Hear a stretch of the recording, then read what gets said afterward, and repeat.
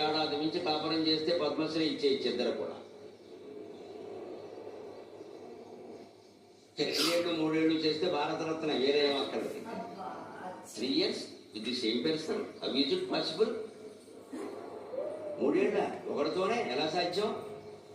3 ఏళ్ళు కాదమ్మా, 30 ఏళ్ళు 60 ఏళ్ళు సాధ్యమైన వాళ్ళు కూడా మీ ఇంటి దగ్గర ఉన్నారు. మీ అమ్మమ్మ గారిని మీ తాతయ్య గారిని అడగండి, వారు పెళ్ళి ఎప్పుడైందో, ఇంతకాలం ఎందుకు కలిసి ఉన్నారో కూడా అడగండి, చెప్తారు. మరి వాళ్ళు కట్టుకున్న వాళ్ళతో కలిసి ఉండలేకపోతున్నాం. కానీ చదువు దగ్గర నుంచి ఉద్యోగం దగ్గర నుంచి అన్నింటికీ మొత్తం విదేశాలకు పరిగెడుతున్నాం. కారణం మనల్ని మనం మర్చిపోయాం. తనను తాను మర్చిపోయిన వాడు ప్రపంచంలో విద్యుల కింద తయారవుతాడు.